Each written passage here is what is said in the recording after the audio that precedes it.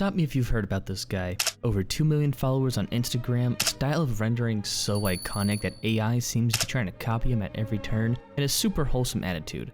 He even calls smaller, up-and-coming artists his art babies. Oh, and he apparently keeps the skulls of his enemies on deck. If you guess I'm talking about SamDoesArt, you'd be absolutely right. Sam is known for his beautiful style and deceptively simple rendering that makes you think, hey, I can do that. Then you try it yourself and suddenly you feel like a speck of sand at the foot of his golden statue in the Saharan desert. Okay, maybe that's just me. Regardless, Sam is an incredible artist, and in this video, I'm breaking down some of his key techniques that can help you improve your art too. One of the most defining elements of Sam's style is simplification. Many beginner artists zoom in 200% to perfect every tiny detail, like the folds of an ear or the exact highlight or an eyelash, when in reality, no one but you will notice. Sam understands a crucial truth. Most people will see your art on a tiny phone screen for like maybe 4 seconds before scrolling on. That means hyper detailing everything isn't just unnecessary, it can actually be counterproductive.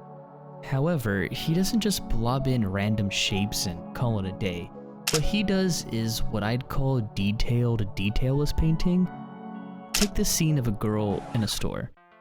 He could have just blurred the background, but instead he loosely paints in strokes, suggesting bushes, a car, a street lamp that's not even completely connected, by the way. There's a little red shape that might be like a reflection or something, and something else that could be like another vehicle. Up close, it's all simple blobs of color. From a distance, it feels like a living, breathing world. Another example is this plastic bag the girl is holding. If you zoom in, you'll see it's just a few rough strokes and highlights, but zoomed out, it reads perfectly as crinkled plastic.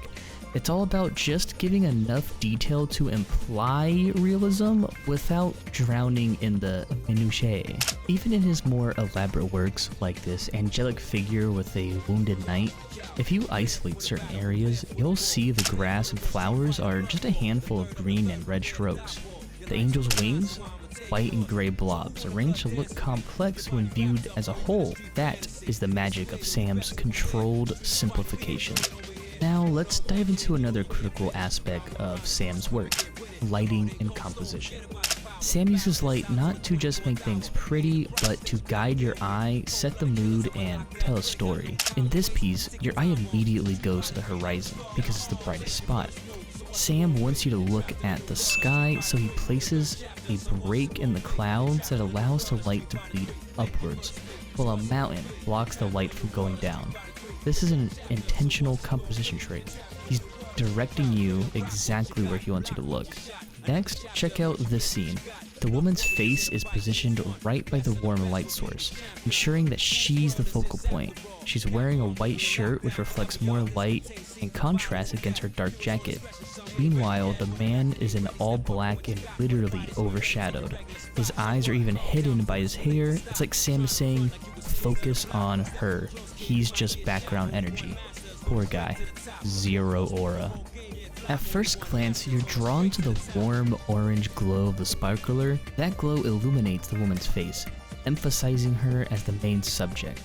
Notice the color contrast. The scene mostly is dark blues, night skies, shadows, and the spark is a bright, warm orange.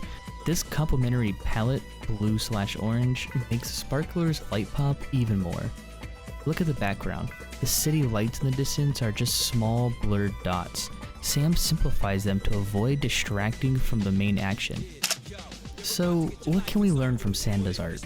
First, don't obsess over every tiny detail. Focus on the big shapes and values that truly matter. Second, use lighting strategically to guide the viewer's eyes and tell a story. And finally, simplification doesn't mean laziness. It means understanding where detail is important and where it isn't. If you found this breakdown helpful, let me know in the comments. Who should I analyze next? And if you're feeling inspired, try applying some of Sam's techniques to your own artwork. You might be surprised at how much you can simplify and still create a stunning final piece. Thank you for watching, and remember, keep creating, keep experimenting, and don't be afraid to zoom out. See you guys in the next video.